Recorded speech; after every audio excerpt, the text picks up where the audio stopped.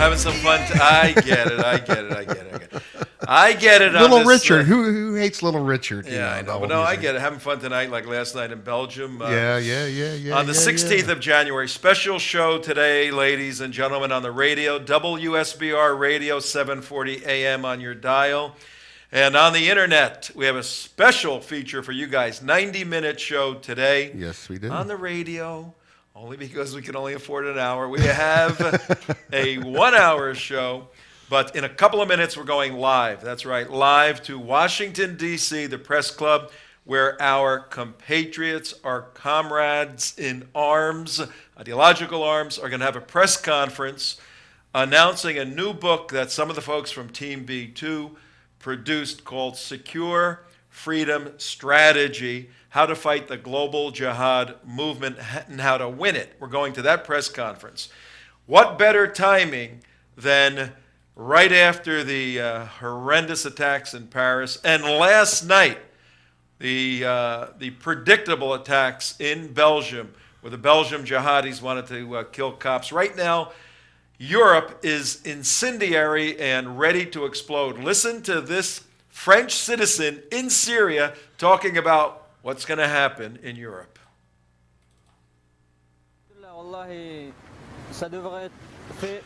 Now we have to translate it here. Is because the tyrants in France and in all of Europe wish to destroy the true Islam.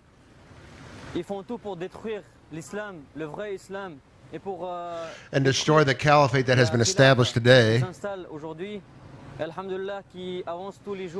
that continues to advance day by day, praise to Allah. I say to all the French people who think that the Islamic State will not reach Europe, I say to the French people who think that the Islamic State will not reach Europe, Allah willing, we are coming to Europe. There will be more and more operations like the recent ones all of you in Europe. From France and Belgium and Germany and in Switzerland. All in Europe and all in America, Allah willing. So that's the latest from Syria Islamic Jihad. They are full-blown, ready to, come after us, Tom. Well, here's the situation. This is not new for us, folks. Are you monitoring when the show's coming out? Yes. Somebody monitoring that? Okay. As I said, special show today on January 16th, Friday. It's typically Jumpin' Juma Freaky Friday, where we take a little humorous look at the religion of pieces, as some folks have said, and simply reveal some of the doctrinal behavioral issues of Islam and compare those to reality and show that the system Islam is deficient on many, many levels. But who cares if people want to believe a deficient system religiously or politically? That's fine. Once they say everybody else has to follow that, or we kill you, as we deal with on Jumpin' Juma Freaky Friday. Oh, you mean like this? Then we have... Oh, you got this? Silence! I kill you! Well, it would help if I actually played the video. Yeah, that would work. I'll try one more time. Look, we got live feeds going on, and we have a... Silence! There we go. I kill you! And we have a new co-pilot in the cockpit today. Yes, we do. Damon and Alan, those of you who follow the United West, they are in Texas. They're going to be joining Pamela Geller at the demonstration against the Muslim Brotherhood phony baloney Stand with the Prophet conference. That will be tomorrow. We will have full coverage on that. Breaking news if we need to. We'll put something up very quickly. Our guys will be posting, doing a chronology of what's taking place all day Saturday on Facebook pages, United West. So we'll cover that. And then a full show Monday on what took place in Garland, Texas at the Stand with the Prophet conference, fighting against the Islamophobes in America. So, but as I said, typically on Friday, we do Jumpin' Juma Freaky Friday. Couldn't think of a more special show to bring you than a press conference put on by Frank Gaffney and other members of Team B2, and I humbly am one of the members. We've produced a second book called Secure Freedom Strategy. We simply took the data from Sharia, the threat to America, that's relevant for resolving the global jihad problem, and comprised a short book, about 100 pages, to serve as a primer for all activists, all people who want to be informed on this global jihad movement. But in particular, this book is designed for elected officials in the West, specifically in the United States of America. And in just a couple of minutes, we're going live to a press conference at the Press Club on 14th Street, downtown Washington, D.C., where you will hear Frank Gaffney, Jerry Boykin, Claire Lopez. Who are some of the others? Ace Lyons. Yeah, I saw Ace there. Co-pilot. Can you read some of the 10 names that are on that piece of paper there? On that piece of paper there, Yeah. right. If you can read all the names. These are the people that you will be hearing from, ladies and gentlemen, live in just a couple of moments. Yep. Lieutenant General William G. Jerry Boykin, Yeah, of Delta Force. Good. Admiral James Ace Lyons, Fred Fleets, Kevin Freeman, Claire Lopez, Jim Hansen, Dr. J. Michael Waller, Tommy Waller, and David Yerushalmi. Yerushalmi. Whoa, that's a tiger team if I ever heard That's it. right. This group, folks, is being referred to as the Tiger Team. That's a throwback. We're going old school here to the Cold War days, actually, Yeah, we have to the Special Forces days. Tiger Team is a group assembled of special operators. Many of the names you just heard And there they are, are actually. United States military special operations officers or CIA special operations officers. Most of the people that our co-pilot just read are nameless co-pilot. And they're assembled here to present the essence of the secure freedom And strategy. We are live right We now. are with live. them. Okay, here we go. Let's go to Washington, D.C. For what I hope will be a very memorable as well as consequential conversation about the war we're in and what we're going to need to prevail in it. My name is Frank Gaffney. I am the president of the Center for Security Policy, which is sponsoring this event and is very, very That's Claire proud off to the have right sponsored there. the production of a new study, I guess is one way of describing it, that is a prescription for waging and winning what we've come to call the war for the free world. We use that term because it seems best to describe what's at stake, which is truly nothing less than our lives, our liberties, and those of others who share our values. They are under assault by an enemy that we have for most of the past 14 years for sure, and arguably going back to 1979, refused pretty much to name.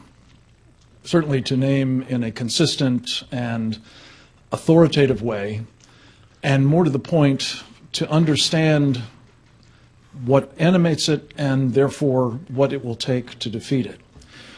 So that is the purpose of this new product. We call it the Secure Freedom Strategy. It's been put together by a remarkable group of people, a number of whom you will be seeing and interacting with in the course of this program. It has been my pleasure to get to know and work with them over many years, in most cases, and to see in them something that was really needed to help generate such a strategy, such a winning program for this war for the free world, because they bring to it unique and necessary skill sets. We think of it as kind of a tiger team, a term that has been made, of course, famous by the Special Forces over the years, that has as their concept of operations pulling together as needed people with the relevant skill sets to do a particular mission. In this case, we wanted warriors, people who had been at the pointy end of the spear, particularly in some of the more unconventional and asymmetric ways, because that is, of course, part of the enemy threat we confront, and it is part of what it is going to take us to mount to defeat it. We wanted people with extensive and varying expertise in national security policy and practice. Some of it having to do with the high order policy, some of it having to do with technology, some of it having to do with the law and the like. And then we also wanted people with specializations in particularly important skill sets, economic warfare, for example, influence and information operations, counter-ideological programs, because at the end of the day, that's what this is about. We confront, to put it simply, a global jihad movement. It has, of course, varying forms and organizational structures, ranging from nation states to proto-nation states to organizations to groups to individuals. But all of them are doing one thing. They are waging jihad. And they wage it in varying ways, which we will talk about in the course of this program. Violent, and not so much nonviolent as pre-violent. And they've waged it largely against us, as I say, going back at least to 1979, when, with the help of the then Carter administration, the government of Iran was overtaken by these jihadists. Underlying this jihad, animating it, demanding it, and making it particularly toxic, is the ideology that its adherents call Sharia. We make very clear at several points in this strategy, we're not talking about Muslims who think of their practice of Islam in a personal, pietistic, non-threatening fashion when we discuss this term Sharia. Instead, we're using it as it has come to be known, practiced, and imposed by not just radicals, as we're endlessly told, not just extremists, not just fundamentalists, but by the authorities of Islam. Our purpose today is to help inform a debate that has to begin as to how we are going to counter this jihad as it is not only happening at far reaches of the world, but increasingly in our allied capitals, as we saw last week, and indeed, as was narrowly avoided, apparently, in our own. I'm very pleased to be able to present, unfortunately, it's kind of a Cecil B. DeMille production here. We have, I think, 8 or 9 of the contributors to this 16-member Tiger team with us. I've asked each of them to make brief remarks because we want to basically expose you to pieces of this comprehensive strategy in which they're particularly expert and to which they've particularly contributed. But because it is a comprehensive strategy, there's a lot of those pieces. I'm hoping that General Jerry Boykin will join us. I know that he has some conflicts, and if he does, we'll just fit him in where we can. But I'd like to start with the man you see on the screen via Skype, David Yerushalmi, one of the country's preeminent litigators, most especially on behalf of freedom. He is the co-founder and one of the driving forces behind a very important public interest law firm, the American Freedom Law Center. I'm proud to say he is a general counsel for our Center for Security Policy and an extraordinary authority on Sharia and what kinds of steps this country can take to counter it. I'm very pleased to have him with us. David, if you'll take a couple of minutes to describe the enemy threat doctrine and why it is so important for us to understand it as part of being able to address it. Thank you, Frank, and thank you all for being here. We begin with the fundamental that we can only defeat the jihadist enemies if we understand their motivating doctrine, which sets out their strategic goals. If we listen to them, the jihadists, they all tell us, whether they're speaking Arabic, Pashto, Farsi, Urdu, French, Russian, Chinese, or English for that matter, that they are merely carrying out the dictates of Sharia or Islamic law. Given that Sharia is the enemy's threat doctrine, we choose to orient on that threat to understand the enemy's strategic endgame, and even its tactical methodologies. So what is Sharia? Well, to begin, Sharia is a very sophisticated and institutionalized jurisprudence and legal system that developed from effectively the death of Muhammad and continues to this day. It, of course, has been practiced and employed by empires, nation states, tribes, informal communities, families, and individuals differently over the years and in varying degrees of adherence. From a purely jurisprudential vantage, Sharia is not very different from other legal systems. It has a constitutional core, that is, fundamental legal principles set out in the Quran and the Sunnah. The Quran, of course, is the scriptural text of Islam, and the Sunnah are the oral traditions handed down from the generation that lived during the life of Muhammad. These oral traditions were memorialized in written form and literally graded as to authenticity and reliability, providing a basis for the legal scholars to rule that some Sunnah traditions were sacred and others less so. Thus, the Sunnah operate as an authoritative gloss on Quranic scripture, both explaining scripture and modifying it. Ready? Finally, there is the jurisprudence of the authoritative legal scholars who typically operated within recognized legal schools. 20 minutes so at the after end of the 4 day, o'clock. you have a We gotta legal lower system that David has a a little bit. constitutional core. 20 minutes after 4 o'clock, special edition of the United West, Enemies of the State. Tom Trento, your host here on WSBR Radio, 740 AM. You need to be watching today. We're running a live press conference, critically important press conference in light of the attacks in Brussels last night, Paris the other day, and the imminent attacks in other European countries. Frank Gaffney and a team of Team B2 folks who we've produced another book together. Right now we're listening to David Urashemi, who is laying out the philosophical, theological, and legal framework for the jihadis to attack the West. We understand that some of this is a little difficult. It's not the typical wah, crazy show that we do, but we're a little highbrow today. We want you to listen to some of these world experts. So drive carefully, listen carefully, and watch. So we're raising our standards We're today? raising our standards today by riding on the backs of these very highbrow people in Washington, D.C. But we still got President Obama here.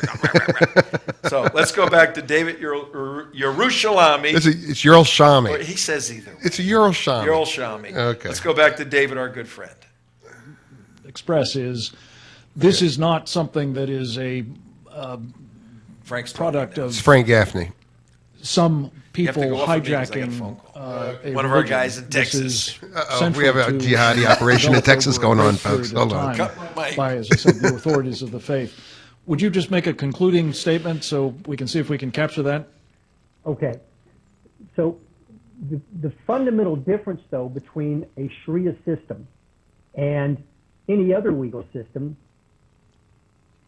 is that the adherents understand Sharia to be fundamentally divine. And anytime you have a legal system that is fundamentally divine, it creates two real problems. One is men cannot change the divine word. So that the fundamental core principles of Sharia, the establishment of a global caliphate, jihad, these cannot be modified by men. The second problem is that it creates a recruitment base based not upon patriotism, but religious zealotry and martyrdom.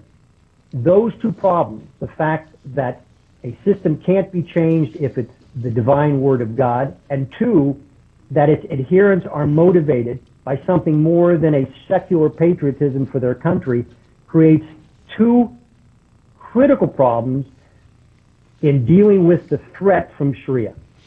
David, thank you very much. This is important context, and just to emphasize again, we believe this is the fault line between Muslims who are a problem and those who are not.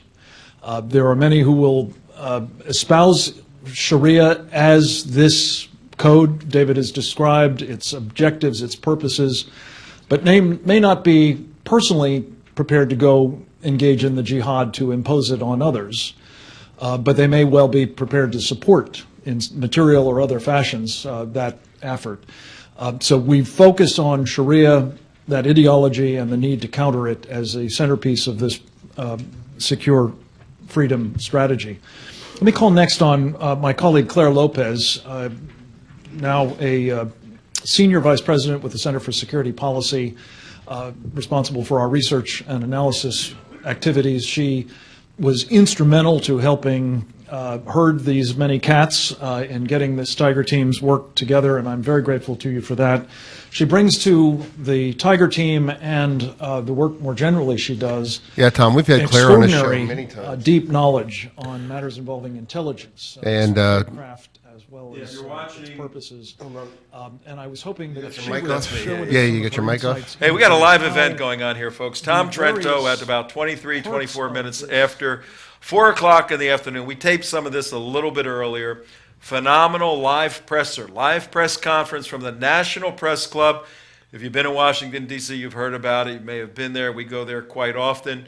Critical, important press statement on how to defeat jihad. Here's Claire Lopez, our good friend. I really appreciate that you've come to join us as we roll out this new strategy. I'll take just a couple of minutes perhaps then to discuss why we're calling this a global jihad movement. As Frank alluded to it, we are talking about a movement that is worldwide, and it has various different aspects that define it as worldwide, as global. Number one, because of the way that David Yerushalmi just described the Sharia, the law of Islam that unites the ideology under a corpus of law, all Muslims who hold themselves to be faithful to the Sharia, therefore are compelled, are impelled to pursue jihad. They are obligated to do that every bit as much as Christians and Jews are obligated to follow the Ten Commandments. Whether all do so or not is another question. So you have this unifying ideology that makes it global. And indeed, as David also said, those who are our enemies on the field of battle, every one of these groups that we name so openly, like Al-Qaeda, like the Islamic State, when they make their videos and they publish their online magazines, Inspire in the case of Al-Qaeda, Dabiq in the case of the Islamic State, they make very clear that what they do is in obedience to the Sharia. They don't mince words on that. Neither do some of the imams that you might see on local media. Anjem Chowdhury comes to mind as one who frequently talks about this. But what they are all admitting is that they are unified by this ideology. So in that sense, it is a unified ideology that we face. Secondly, because Muslims look at the world, those who are faithful to Sharia look at the world as having two parts. One is the Dar al-Islam. Those are the places where Islamic law is enforced. Sharia is enforced. Dar al-Harb are those places where it is not. Therefore, under the law, Muslims who follow jihad are obligated to try to conquer the Dar al-Harb, the part of the world that is not under Islamic law, and to bring it forcibly or by stealth, by guile, under that unified law. And that means that enemies we sometimes perceive as discrete and separate, the Sunnis and the Shiites, for example. On this issue, and at the macro level, really can be unified. They do work together. Obviously, we know, for example, that Iran, a jihadist state by its own constitution, was instrumental in assisting Al-Qaeda in the attacks of 9/11. So was Hezbollah, Iran's Shiite terrorist proxy. And so we see the Shiites and the Sunnis coming together, even though they have differences that are particular. within the Sharia. They come together at the macro level when it is a question of opposing non-Muslims and working together to force them under the rubric of Islamic law. So that is the Sunni Shiite. Now, groups as well at the lower level. Al-Qaeda works with Hezbollah. Hezbollah is at least a tacit and a kind of ally of Hamas when it comes to opposing Israel. These are Shiites, these are Sunnis. And yet they work together towards these same objectives because they share the same ideology, the ideology of jihad. Now, I wanted also to mention just very quickly in terms of our perception of the global jihad movement, that while this alliance is sometimes formalized and sometimes looser or opportunistic, it is consistent and has been consistent over a period of centuries, 1,300 plus years since we are told the death of Muhammad occurred.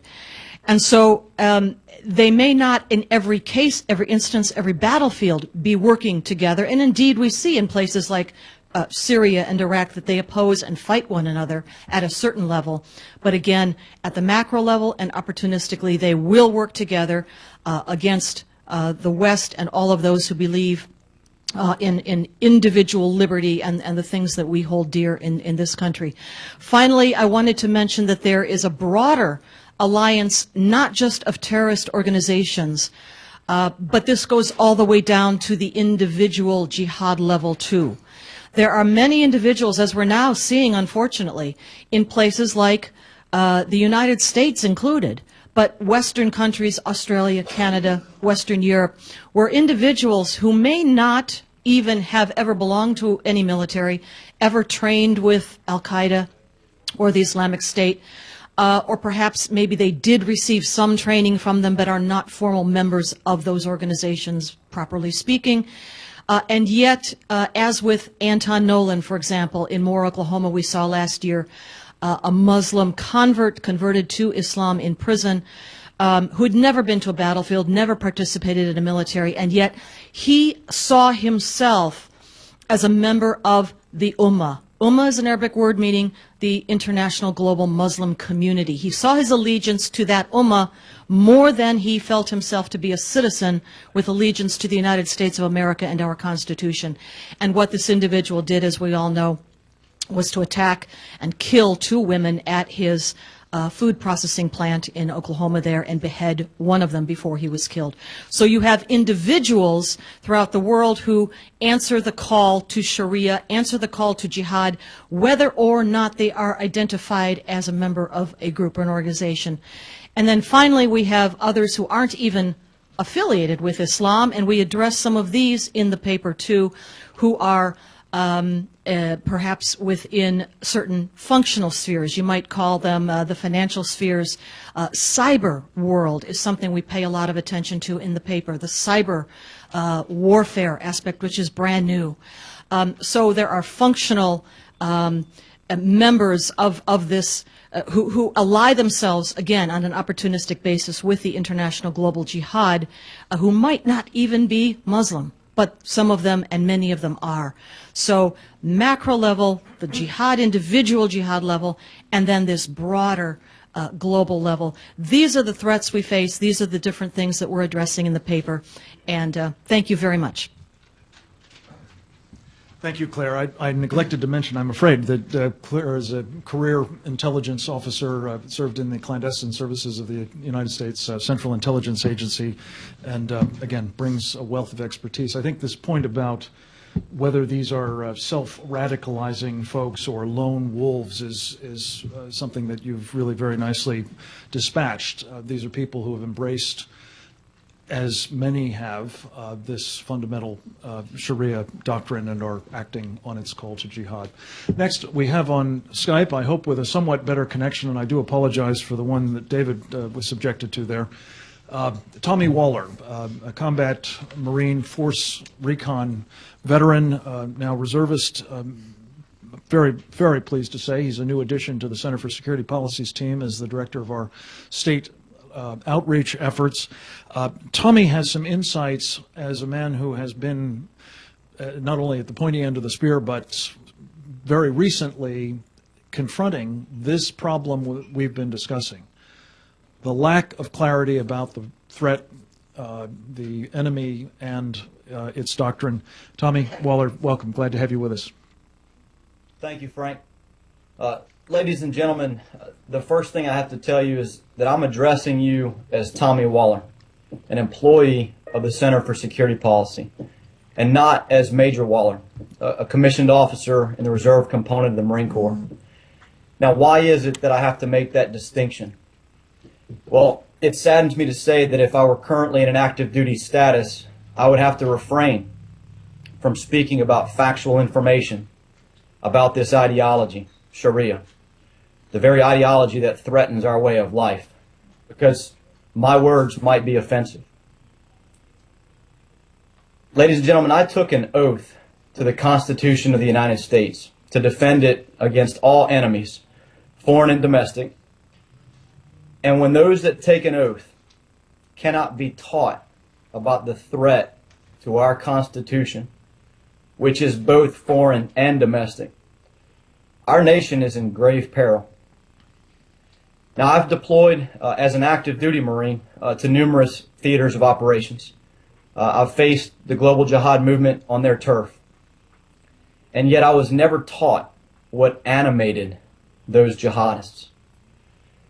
Still to this day, if you attend a formal military school, you'll find that there's never mention of the ideology that animates our enemies. We speak in terms like violent extremist organizations. We never nail down the facts about what animates these organizations, or as Claire mentioned, individuals that subscribe to the ideology. I recently attended a school that was nearly a year long, a formal military school for commissioned officers at the field grade level. And in 10 plus months, we covered information operations for less than an hour. And our case study was the communist insurgency and how we conducted propaganda operations against it in Vietnam. I mean, it's mind-boggling to me how our enemies maintain absolute information dominance. But it makes sense if that's the curriculum that we have in our military's formal schools. I've been, up until this point, shocked and saddened by, and almost bewildered by the absolute void in factual analysis of our enemy on behalf of the national security community. And what we face today is tantamount to the military of the Cold War being prevented from studying communism. You know, being prevented from studying the ideology that they faced on a battlefield. And so it's my sincere hope that my generation and those that follow it can recover the courage that our previous generation had to study the ideology of the enemy. And like I said, I've been saddened and shocked and bewildered. I have to say that the secure freedom strategy, it gives me hope. I think it's the first step in our generation doing a major course correction. And my personal request, on behalf of the men and women who have given the ultimate sacrifice to that Constitution, in defense of that Constitution, on behalf of them, my request is that we embrace this strategy, because we owe it to the generations that went before us and those that will follow us. Tommy, thank you. That was very moving and deeply appreciated, as is your service to the country in both your uniform capacity and to the center. I want to turn, speaking of some of the points that Tommy's just made, to one of the people who I think is truly a national resource on questions of ideology, information operations, the influence activities of our enemies, particularly in that domestic sphere, but also overseas. He is Dr. J. Michael Waller. Mike is a senior fellow at the Center for Security Policy and deeply knowledgeable from period going back to the Reagan years about counter-ideological warfare, how hostile ideologies operate against us, and how we can do a needed job of countering them. Mike Waller, do you want to come up to the mic? Thank you for joining us. Thank you, Frank. Thank you. This is a fight that really we're going to lose until we hit the ideology at its core. Just like we were not going to win the Cold War against the Soviets until the Soviet leadership itself lost confidence in its own ideology. And that happened when Alexander Yakovlev, the ideology chief of the Soviet Communist Party Central Committee, himself lost complete confidence in their ideology and proved to be one of our most important, if unsung, allies in the Cold War victory. He could not have and would not have been motivated to do what he did had we not, on our side, had a system and a leadership that was committed to fighting this ideological battle on a national strategic level, because he needed to know that that his nation and his government was being pushed from the outside and was going to lose unless they managed their own descent properly. And that was the advent of glasnost and perestroika, which, as imperfect as they were decisive for the whole security of the world. And it ended up essentially doing away with the Moscow-sponsored communist subversion going around the world. You can draw a very similar parallel to things today, where you do have ideological cores. You have Al-Azhar University in Egypt. You have various places in Iran and Saudi Arabia. You have financial support centers like the government of Qatar and the Al Thani family, who have a huge global propaganda apparatus to discredit us, cause us not to believe what we believe in about ourselves, set ourselves against one another, and give moral support to the enemy. You have various bankers and members of royal families of other Gulf states and so forth that continue to be the command and control of this ideological jihad worldwide. But we don't really want to think of it that way. We don't want to look at it. We don't want to tackle it. After all, we have a big military presence in Qatar, so they're actually our friends, right? So we look at it that way. Meanwhile, some of the other Gulf states are seeing these ideologies that they supported and funded, or at least sympathized with, are realizing that these jihad movements are a threat to them and to their material well-being, and that their heads are going to roll soon. So you had the current ailing king of Saudi Arabia recently fired the whole ideological leadership of jihad in the Saudi government. These ministers had been in place since the 1990s, many of them. Where this is going to go, we don't know, but we do see something happening within the heart of the funding of aspects of the global jihad movement. You have a lot of hostility now between Saudi Arabia and the UAE and others on one hand against the Al Thani family in Qatar, and whose side is the United States really generally on? We're there seen as the military defenders of the command and control of at least Sunni jihad in Qatar. You have the president of Egypt now, who has done more to smash the Muslim Brotherhood than any other person alive. And he has, imagine, he's arrested and successfully imprisoned the whole leadership of the Brotherhood, hundreds of their supporters, the former president of the country who was a Brotherhood agent, who took advantage of the disorganized U.S.-backed revolution against Mubarak, and so forth. So what kind of support or encouragement is the United States giving people like this? It's zero. Zero. And he, even on 2 weeks ago, went to Al-Azhar University and told the leading theoreticians and trainers of the global jihad movement at Al-Azhar University, knock it off. You're creating a worldwide backlash against us all. You're making the whole world fear and hate all of us Muslims. Knock it off and start reversing it. We'll see how that goes, but he's actually literally marked himself and his whole family for death with this kind of activity. Yet we're not there giving any kind of support here, and we don't have the trained and motivated intellectual and professional base here in the State Department or the intelligence community or DOD or wherever else, because ideological warfare is something that we're uncomfortable with. Anyway, it's a low-cost, high-impact strategic solution to a lot of our problems. It should not be delegated to the battalion level in Army PSYOP, because that's not where it belongs. Yet that's where the most trained and motivated and informed people are, and a lot of them are trained and motivated that way because they trained themselves in learning about this ideology. So you have some intellectual ferment within the Army, in the military overall, mainly in the special operations area, but not at the national strategic level. And certainly we don't have Muslim leadership in this country like, say, the mayor of Rotterdam, who has been very strongly and colorfully defensive about freedoms for immigrants and people in traditionally secular or Christian or Protestant countries like the Netherlands. So this is a solution that we have. We still have the people alive who designed the program against the Soviet Union, who know how to do it, who have done it, some folks even at the operational level against the Nazis in World War II. So where there's a strong support base, as well as a lot of alliances that we can make, both tactical and strategic, within the Muslim world that we have simply been ignoring.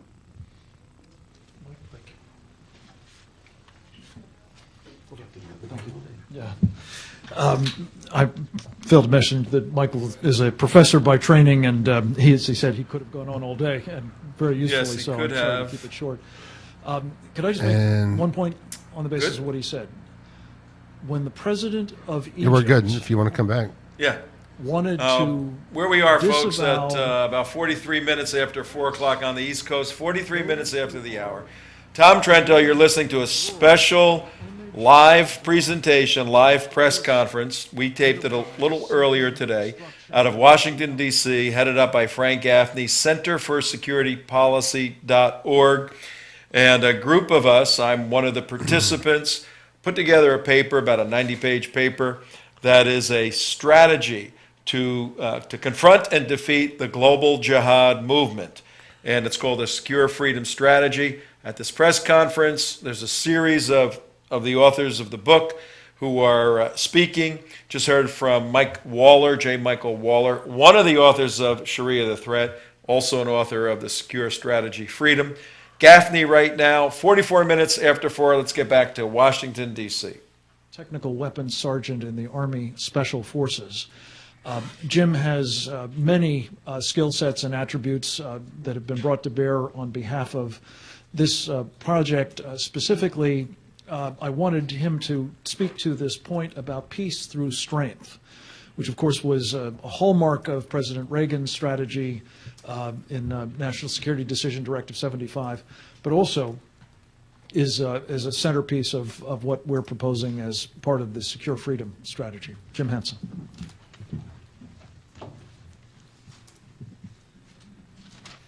Pleasure, Frank. Hello, everyone. As Frank introduced me, and as my background might suggest, I am a strong proponent of killing terrorists any place we can find them, anywhere on the planet. No apologies made, and I think we're not doing a good enough job of it. I think anyone who flies the black flag and kills innocents to further an ideology or a political cause should be declared hostis humani generis, enemies of all mankind.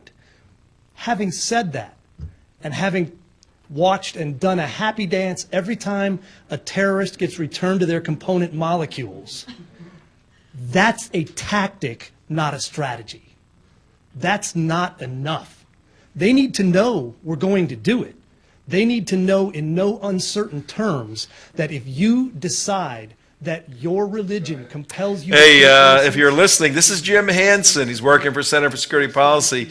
Not quite the typical careful diplomat in Washington. We need to kill these guys. We need to kill them now, return them to their molecules. And we ain't doing a good enough job. Yeah, right. Let's get back to Jim Hansen. Authors of this have brought what is absolutely necessary, and that is a recognition that we cannot simply kill our way to victory. We need to counter ideas. It is a war of ideas. It is a war for the free world. And we need to be able to stand up and say their ideology is wrong and ours is right.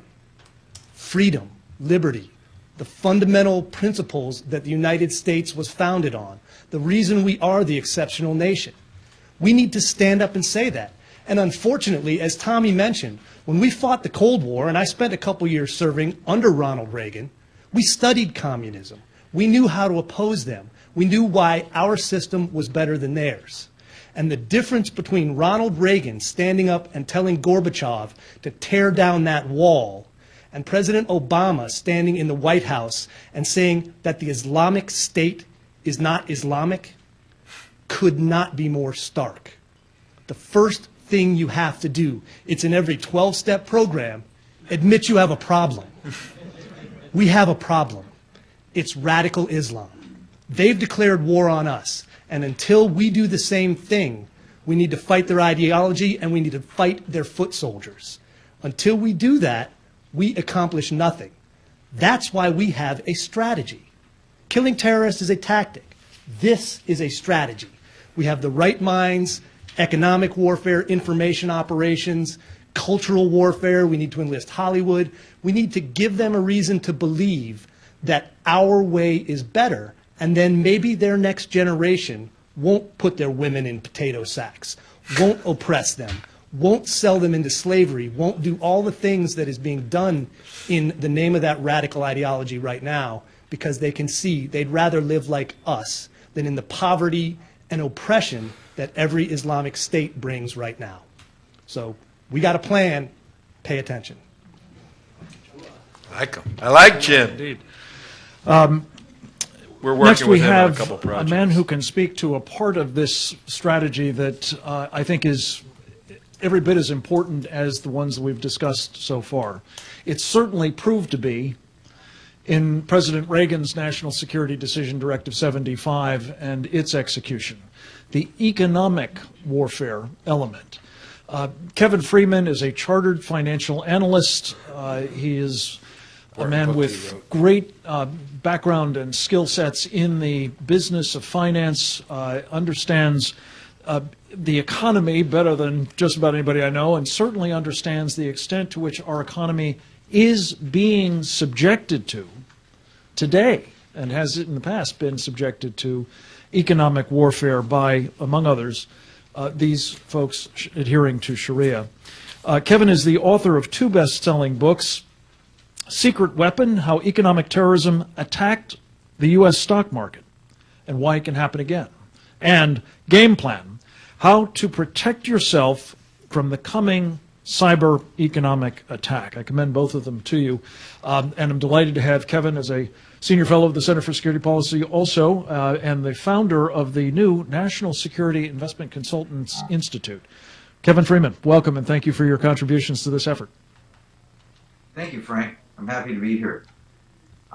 We are in the midst of a global economic war. Everything else that's been described so far at this conference is accurate, but it goes beyond that. Our economy is under direct assault. It's under assault in 5 different ways. General economic disruption, currency, oil, cyber, and market manipulation. And all 5 of those areas have been named and targeted by radical jihadists. Jihad is involved in Resurgence magazine, which was published in October of this year, or last year, describes specifically intent to target Western infrastructure, to target our oil industry, to target our economy. It is a direct assault. And 9/11 was nothing more than an economic attack. It killed 3,000 people, but they were selected because of their importance to the economy. Currency. Al-Qaeda has called for revoking the dollar as the global reserve currency. And they've made efforts, including those mentioned in the 2005 timeline that was given to Fouad Hussein, that outlined all of the things they wanted to do. One of them was to start the Arab Spring, and shortly thereafter, they wanted to hit the American dollar, and they wanted to do electronic attacks against our infrastructure. So we're in the midst of an economic war from a currency standpoint. The oil standpoint, we're also, if you pick up the papers, you see comments from the Saudi Arabian oil minister where he says we must break the U.S. shale industry. Oil pricing is manipulated, has been since the early 1970s. OPEC has conducted embargoes. We use this as a tool against the Soviet Union. It is currently being used as a tool against Russia, Iran, and perhaps the United States shale industry. ISIS has plans to capture and either capture and control or burn the Arab oil fields. The fourth area is cyber. It's also robust and serious. It is beyond cyber graffiti, which was the description that was applied when CENTCOM had their social media hacked. This was a huge PR coup for ISIS. It showed our ineptness and it showed their capabilities. They used it for recruiting and they've used it to cause mayhem. It also shows that we haven't been taking the cyber element as seriously as we should.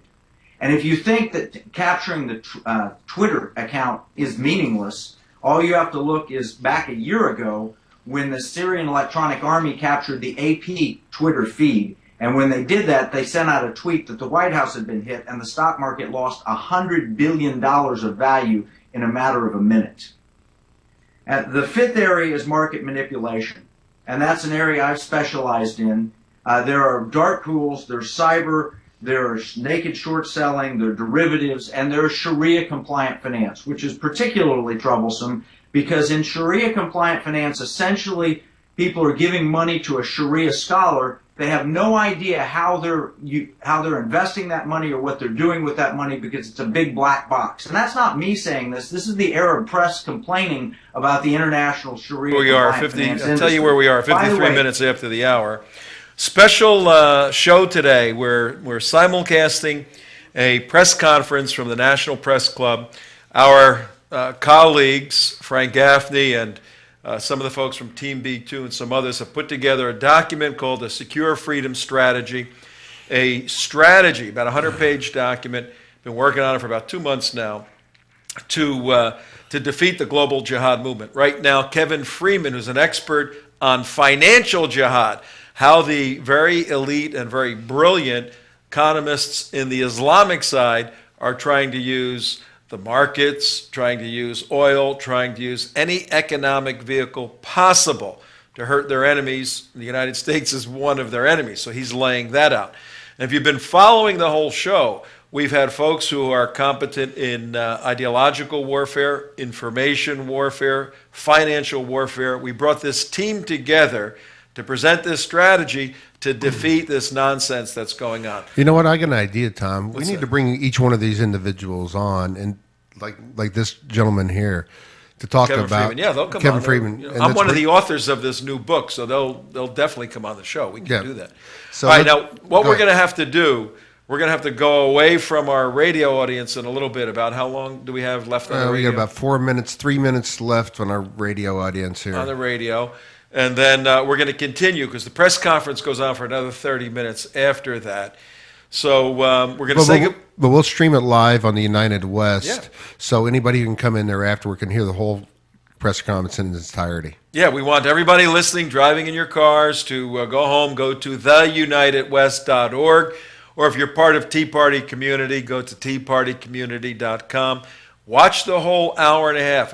It's very critically important information. It's going to be a new strategy that we here at the United West are implementing in order to make sure what happened in Brussels last night and Paris last night does not happen here. Many levels to fighting that.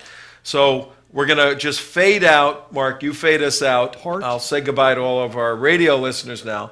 Fade us out when that ends, and then you folks on the internet stay with us. We're going to continue to listen. Right now we have Frank Gaffney speaking. Counter the Global Jihad Movement and its Sharia doctrine. Fred Fleitz. Fred Fleitz, CIA. This strategy we have here is based on NSDD 75, signed by President Reagan in 1982, to help us defeat a totalitarian threat, the threat from the Soviet Union. And it was a strategy that engaged all elements of the United States government, the State Department, the Pentagon. We had economic strategy, and we had intelligence. And I just want to talk briefly about the intelligence arm of this and why it's important.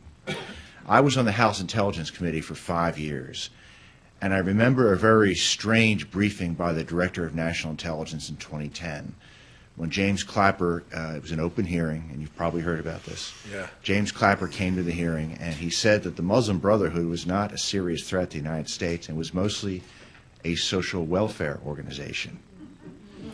The members were stunned. The members were stunned on a bipartisan basis. Now, we need to engage all elements of the U.S. intelligence community to fight the global jihad movement. Now, this just doesn't mean better analysis and better collection. All right, we got to say goodbye to our radio It folks, also right? means reversing Yeah, about the damage 30 done seconds here, and to we'll our just fade it government, up and let you bring it specifically back to in. the intelligence community. We have a annual report issued by the intelligence community. On All right, real-time everybody on threats. WSBR radio, why don't you go to theunitedwest.org and watch this whole 90-minute press conference. Critically important. This marks an aggressive effort to defeat Islamic Jihad, even more so here in the United States than we have been doing in the past. Fred Fleitz, former CIA intelligence officer, now speaking. Goodbye to all the radio audience, all of you on Breitbart TV, everything else. Hang in. What is that? Get that out of here. From Little Richard to Big Fred.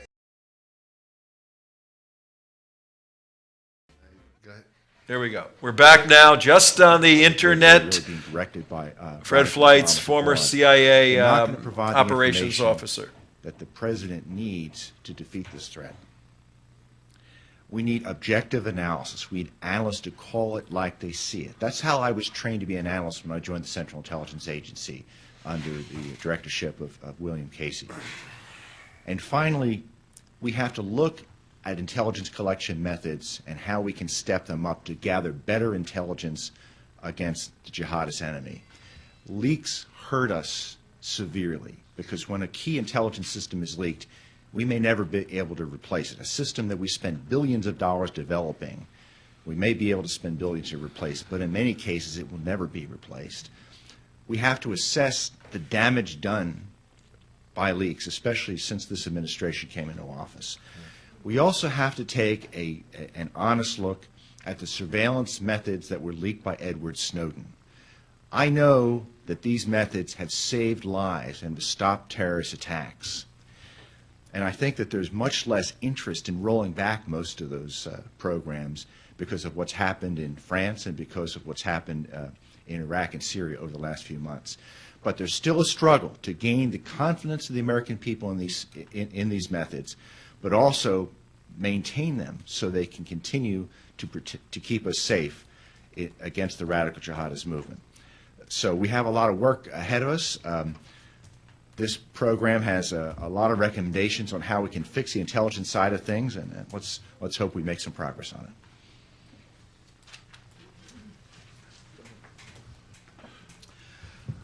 I am trying to establish whether General Boykin's going to be able to make it. If he can't, then our last presenter will be a distinguished military officer of great renown, former four-star Navy Admiral James Ace Lyons.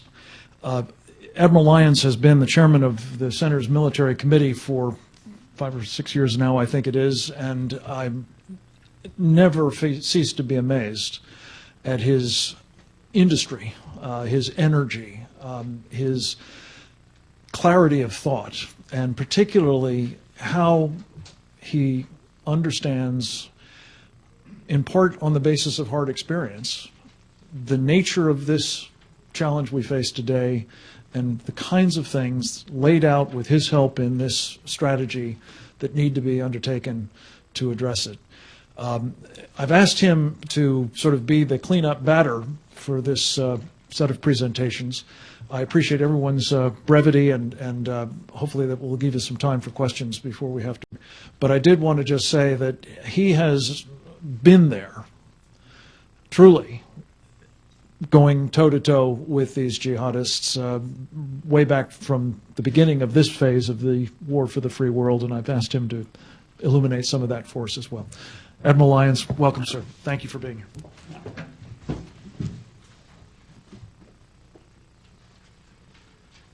Okay, Frank, thank you. Well, first of all, thank you for by our own administration. The transformation of America has been in the full swing ever since 2008.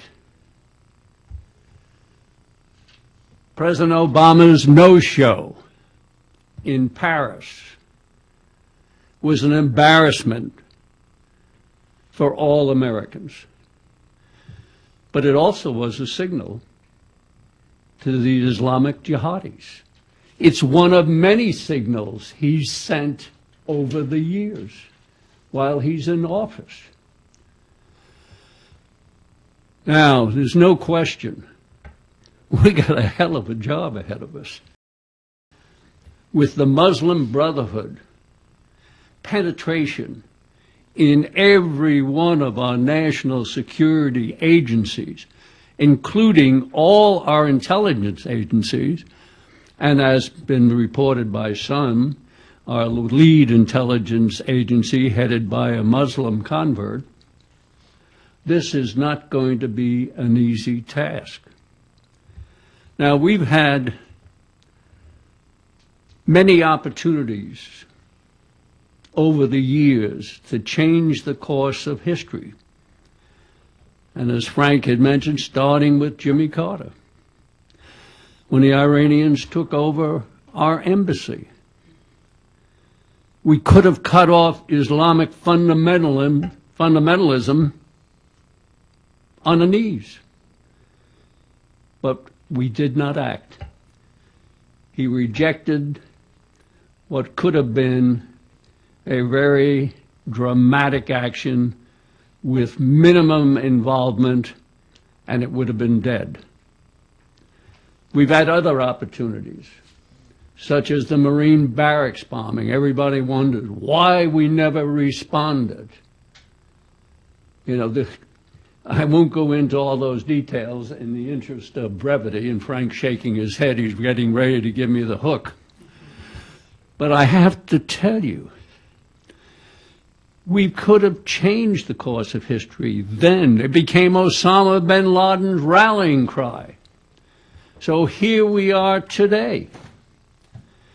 Political correctness has neutralized all our military leadership. You know, I don't know how many of you saw Les Gelb's article yesterday. Any of you see it? He called for the entire firing of the entire executive branch of government. Unheard of, including Valerie Jarrett. Because he left one person out, the one man who really determines the policy. Now we have a new Congress. They were elected to stop the transformation of America, not to see how they could work with the president. This is pure nonsense. You know, we've been saying, people describe the threat. The threat is Islam. Let's make no mistake of it. There's no such thing as radical Islam, because I'd like somebody to give me a definition of moderate Islam. There ain't any. So, and I think it was Erdogan of Turkey who said it best.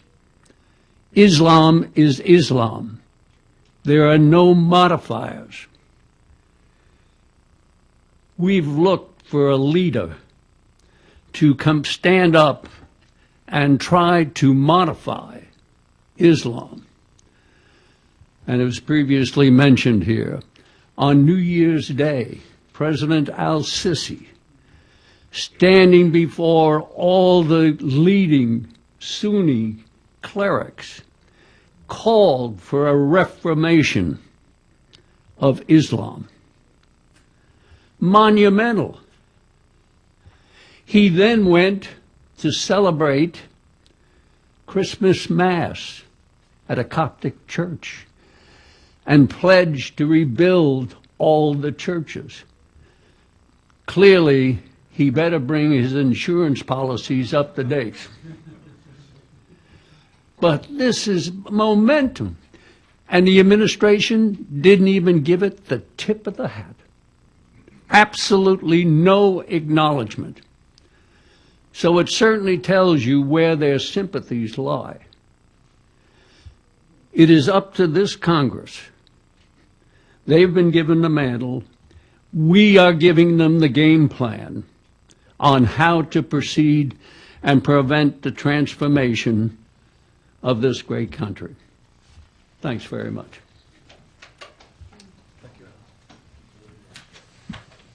Yeah, Ace Lyons. Let's see if Frank has Yeah. Ace, any go Ace. comments.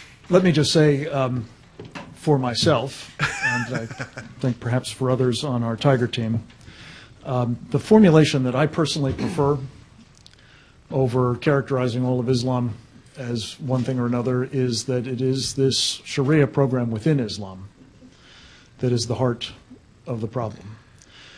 Because we certainly know of people who believe they're practicing their faith in a manner that is consistent with the teachings of Islam that don't follow Sharia.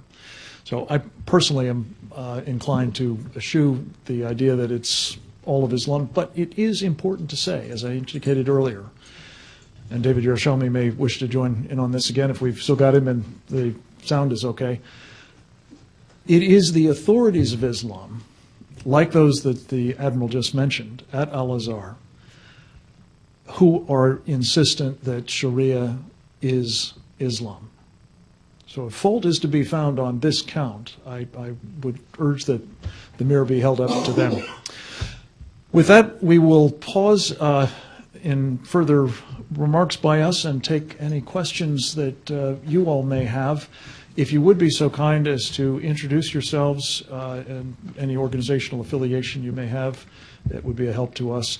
If you wish to direct the question to one of us, that would also be welcome. If not, we'll just see who has the best answer. Yes, sir. Stand by for the mic, if you would, please. All right, now we're going to the Q&A. Hi, Pat Span, just myself. I was wondering what the opinion of the panel is on, I see once their donors were threatened, Duke backed down on having the call to prayer today at 1 o'clock. Amazing how that works with colleges. But I'm curious, is that viewed as just some Islamic phobic victory, or I mean, how do you view that? Is that a positive thing for our cause, or is that a negative that Duke backed down? Claire is grabbing a mic, so we'll start with you. Yeah, thank you for the question. That refers to, as you may have heard, the decision earlier by Duke University to allow Muslim students on campus to chant the Muslim call to prayer today, Friday, Juma prayers, from the bell tower of the chapel, the Christian chapel on campus at Duke. And then after the outcry, and especially a statement from Frank Graham, is that Franklin Graham, and in a lot of other public opinion was negative about that. It's really important that they did not allow that to happen, and here's why.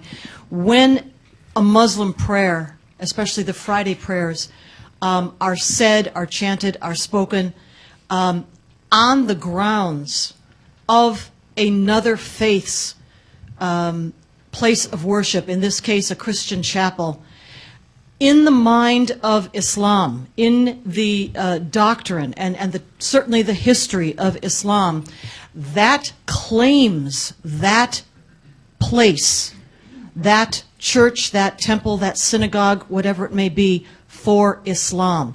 You may recall that a short time ago, a couple of months, the Friday prayers were said at the National Cathedral in downtown Washington, D.C. Clearly, the leadership of that cathedral thought that they were being open, inviting, and tolerant.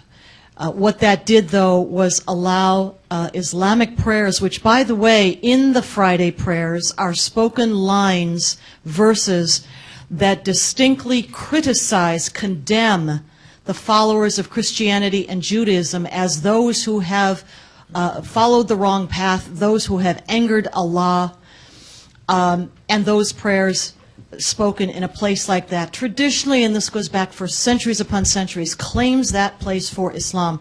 It didn't happen at Duke, and that's a good thing. May I just make one point on this, because I don't think in what we've said to date we adequately addressed it. There is, in addition to this violent jihad aimed at imposing upon us Sharia blasphemy laws, or more broadly, the second-class status that has come to be known popularly as dhimmitude. But one other facet of what is afoot here, notably as a prime purpose of the Muslim Brotherhood inside our country, dating back to 1963 when they started the first front organization here called the Muslim Students Association. But also this organization, supranational organization called the Organization of Islamic Cooperation, is to impose through stealth,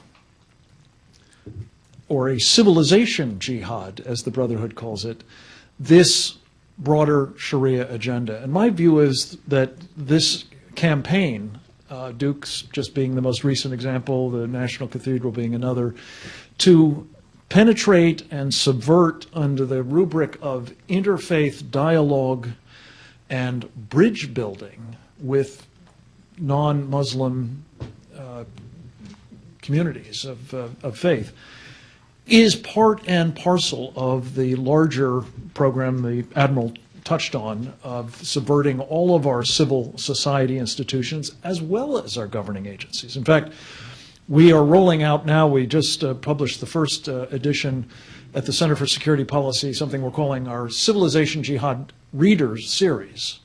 The first was on the court system, something that David Yerushalmi has been instrumental in helping us understand and counter with a piece of legislation he helped devise called American Laws for American Courts, to counter the effort to subvert us from within by bringing Sharia into American courts, as we now see in Britain, where there are actually 87 Sharia law courts operating side by side with British common law ones.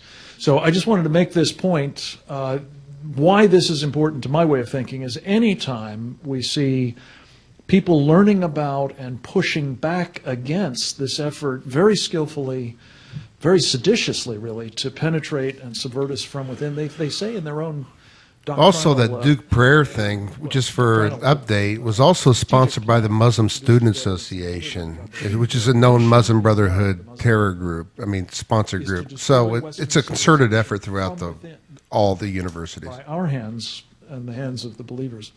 David, did you want to add anything to this point? No, we can't hear you. Hey, Tom, you want to come back here? Am I on? You're on and clear. Okay. I don't want to get awful lot, but the point that Claire made and you're making now is that we're back on the internet. We have left our WSBR radio audience, AM 740. Now this is the direct feed from Washington, D.C. We're in the Q&A period of a press conference. What took place started to earlier today, about eight or nine authors of a new book, Secure Freedom Strategy, a handbook, if you will, as to how to take Cold War tactics and strategies and apply them in the ideological battle against Islamic Jihad here in the United States, as manifested through our legislators in Washington.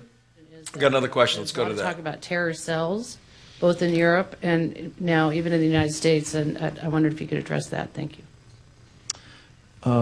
Mike, would you like to take that? Yeah, it's not something that our whole group has all agreed on, so I'm just speaking for myself. But for me, in fighting a political warfare, you have to find where your tactical allies will also go along with something that you can all agree on. And in this case, you have senior Islamic leaders around the world who finally are calling these enemies jihadists. So I think we can at least begin on that common point of agreement, and then force these others to put them on the defensive. But as long as we beat around the bush, we're not going to. And again, terror, as I think Jim was saying, is a tactic. And if it's jihad that they are about, calling them that rather than terror cells is to clarify and enable you to do something about it. Admiral, did you have? Yeah. Well, the first Mike, thing is stop bring the mic calling closer. Islam is a religion of peace. I mean, that would be a great first step.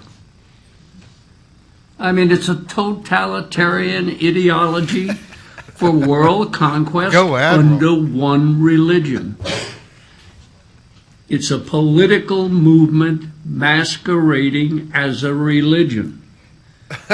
And until you can come to grips with that, you're not going to defeat the enemy. Anybody else? Jim? One thing I'd like to add, there's been a lot of attacks recently by lone wolves, better known as known wolves. And the bottom line is, it doesn't matter what flag they fly. It's not like Al-Qaeda is handing out union cards. If they fly the black flag of jihad, they're the bad guys. If we call them jihadis, I don't care.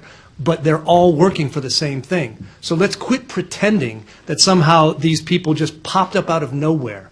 They have a motivational force. They say it out loud. Let's take them at their word. There's emphasis. They are working towards the same thing, being basically two prime goals: the imposition of Sharia worldwide and the creation of some kind of governing entity. It's become best known by the Sunni term caliphate, to rule the world according to Sharia. And whether it's Al-Qaeda or the Islamic State or Boko Haram or Al-Shabaab or the Al-Nusra Front or Jamaat Islamiyah or the Muslim Brotherhood, that is the shared purpose of these global jihadists. And that is what makes this such a really toxic threat and must be addressed, we hope, in the ways that we've described. Yes, sir. Back. Mario Costa, ABIM News Agency. Most of the speakers spoke about political correctness as the problem. I know it's a very, very, very broad question, but is there anything that can be done about political correctness? We get to vote every 4 years. That's helpful. That's a political corrective. Well, yeah, the one thing you can do, you can make military leadership live up to their oath of office. That's a good first step. And of course, facing this kind, we didn't really touch on it, but the unilateral disarmament of our military just didn't happen by chance. The economic meltdown that Kevin talked about, really was the perfect storm for Obama to implement the unilateral disarmament of our military. And that's what's been going on. All this faculty lounge crap about how we're going to handle future disputes through negotiations, they forgot one important element. The only thing that makes diplomatic negotiations work is a strong military, because they know if they don't conform, we're going to hammer them. Right now, we've been put on a defensive of that. All of that has to be turned around by this Congress. The social engineering that has gone on with our military forces, undercutting morale and the fundamental will to win, this has to change. And I'll stop there. I'll get well. Thank you. Claire? Yeah, just really quickly, the best way to counter political correctness is simply to refuse to abide by it. And thanks to all of you who are here from the media and others as well, think tanks and others who are here in their, just as individuals, by using the proper language, by identifying the enemy as all forces of Islamic Jihad and Sharia and those who support them, by refusing to use anodyne and euphemistic terms like violent extremists, and instead saying, no, these are Islamic jihadis, all of us can participate in helping to to counter political correctness. Can I just mention something? I, as some of you may know, have a radio program that we do as a product of the Center for Security Policy each weeknight, nationally syndicated, called Secure Freedom Radio. And I had the privilege of interviewing just today for tonight's program Neil Monroe, who was a very highly regarded journalist, for many years was with the National Journalist Today, the White House correspondent for the Daily Caller.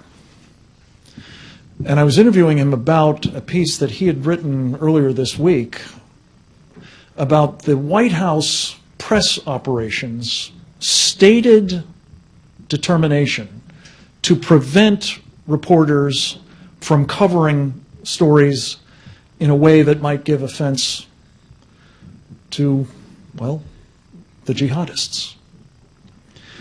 And it was such a palpable example of what we might try to dress up as political correctness.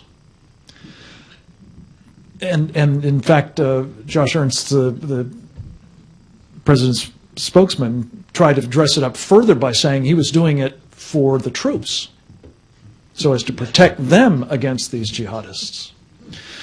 Well, ladies and gentlemen, in the wake of what's happened in the past 7 or 8 days, let's be clear. This isn't political correctness. This is not multiculturalism. This is not being sensitive to diversity. In the eyes of the enemy, at the very least, this is submission. And submission means, specifically, to Sharia blasphemy laws. And under the code that we're talking about here, the doctrine, the ideology that we believe is animating the enemy, that we must confront, that we must defeat or submit to indefinitely, under horrific circumstances, we cannot let them think we're submitting because Sharia tells them the appropriate response to that is to redouble the effort to make us feel subdued. That's Quranic language for more jihad, more violence, more horrors. So the question of whether we're going to continue this political correctness is simply one of whether we're going to persist in a self-destructive course of action that in fact will result in more of us being killed, more of us being subdued, more of us being enslaved. Tommy Weller, you've come up on the net. Did you want to say something? I did, Frank. I think what I'd like to do for the audience is just ask everybody to bring it back to the basics. In this environment where we have so many things to have to decide upon for the future of our nation, we need to remember that our Constitution was not founded on accident. We need to remember that, when Christopher Columbus was commissioned to sail west, it was after 781 years of struggle by the Spaniards to rid that peninsula of jihadists. And in 1491, with the Treaty of Granada, when they finally established that peace, they still couldn't sail to the east through the Mediterranean because of that hostile ideology. When the Marines landed at Tripoli, it was against not pirates, the Barbary pirates, it was against jihadists. And so we have to remember that the very establishment of this nation, the discovery of this nation by Columbus, was in a way caused by that same movement. And when we think about that, when we think about our Constitution, how it was founded, if we root ourselves with a love of that document and the flag that stands for it, I think we'll start to be able to figure out exactly how to defeat the enemy. The last thing I'd ask is that for everybody in the room, that we take a moment to think about that flag. The one that's behind me in this room was deployed with me on every deployment, and I only unfolded it in combat environments. It's been flown over the mountains of Afghanistan, over the city of Fallujah on September 11th, 2005, over palaces that Saddam once inhabited. And I never unfolded it on my deployments that were not combat tours. And I've learned something in the last year, that the fight is here. Like Frank said, civilization jihad is here. And that's why that flag is unfurled. And I would just ask, before this thing closes, that everybody in the room take the opportunity to pledge allegiance to the flag that's in that room, in remembrance that we're here in defense of the Constitution that protects us from this hostile ideology. And that's all I have to say. Thank you, Frank. Tommy, thank you very much. we may close with that gesture. I think it's a very good idea. I do want to make sure there aren't any other questions. Yes, sir. Yeah, Frank. Michael Goldstein, 30-year Navy naval intelligence retiree and utility attorney, and now working in the nuclear energy space. First, Claire, I want to tell you what I heard in the news last night, which is that although the amplified call to prayer is not going to occur, the prayer service still is. Yeah. Anyway, I'm going to want to talk to Kevin about this offline at some point, but our private foundation is supporting a technology, a new nuclear technology. It's not so new. We created it here in the 1960s, but it's an American technology that hasn't been developed, which will create enough process heat to turn our tremendous coal fields into liquid transportation fuels, gasoline and diesel, enough to satiate world demand and make Middle East oil irrelevant. And I think that point is very important for the team. Thank you very much. You're talking about thorium, as I recall. Well, molten salt reactors. Molten salt reactors in general. Yes, ma'am. Stand by. Microphone, please. Jacqueline Rose, I'm a member of the National Press Club. I heard the same thing this morning, and I believe they said that they would amplify it, but not from the big tower at a certain volume where the whole region heard it. It would be amplified at a lower volume within the quadrangle, et cetera, by mechanical means where people around that area would hear it. Yes, that is true, but the important thing is the physical occupation of the Christian chapel for those prayers will not happen. That's what's important. Well, there seems to be some debate about this, but the point is, whether it's in this instance or not, you can take it to the bank that unless people of other faiths understand that what they're being duped by as a deliberate strategy of subversion from within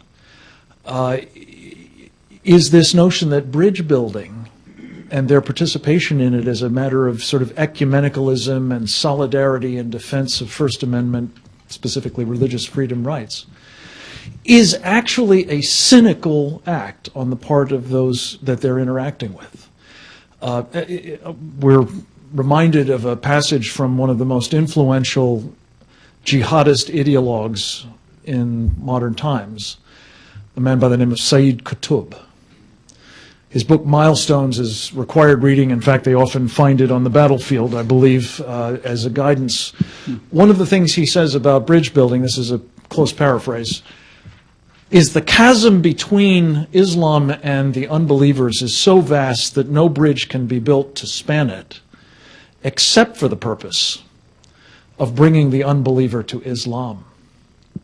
In other words, this is a one-way bridge, folks, and every pastor, every chaplain, every priest, every rabbi, and what have you, who is being subjected to this kind of, well, I think, come hither, shall we say, is actually being victimized by the civilization jihadists.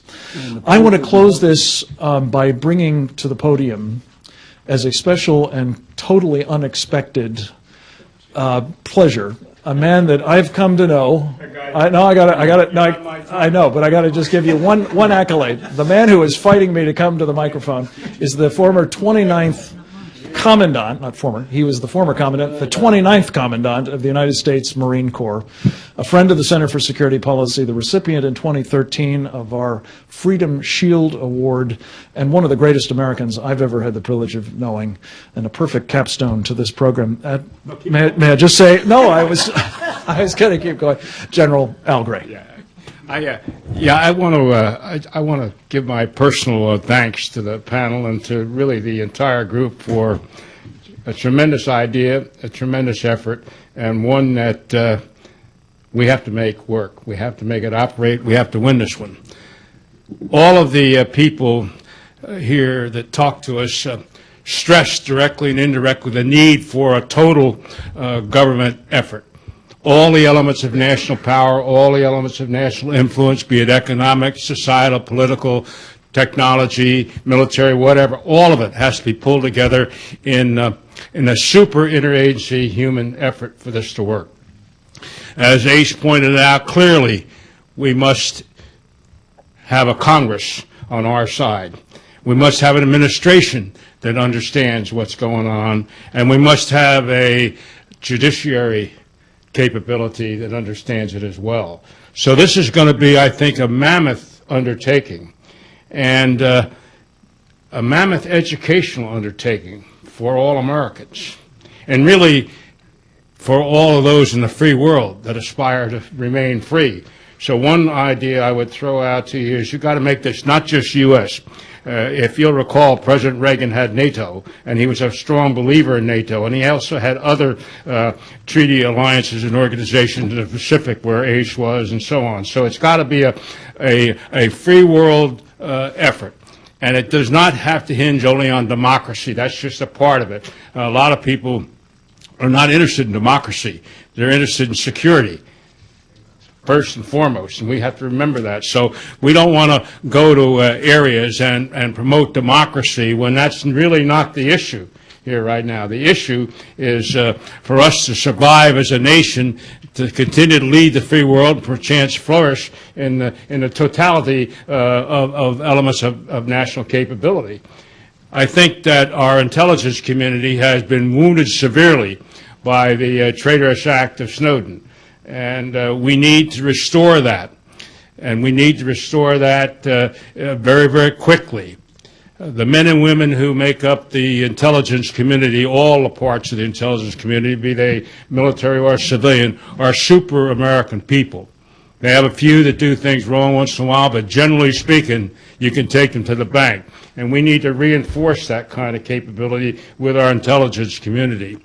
We're neophytes in the world of information operations, and we're losing the information war idea right now. And what Professor Wallace says and others, we've got to regain that. We've got to regain what we had with the voice of Europe and the freedom in America, all those kinds of things. We don't do that very well. How do we educate the American people and the free world as we know it? Let's perhaps look at the younger people, the so-called Murderous and stuff. They're learning differently. They learn by different means, and we've got to have an education program that's second to none. And it's not just the old-fashioned idea of giving a lecture in university and that kind of thing. It's got to be a broad-based kind of an educational effort that really attacks the problem.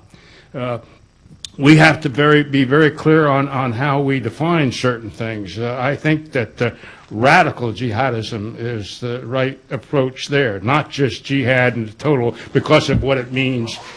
As you all know, the Quran has been interpreted and reinterpreted several times and so on, and there are many similarities in all the great religions and stuff like this. So we don't want to make any more enemies than we already have, and we want to bring many of them over to our side.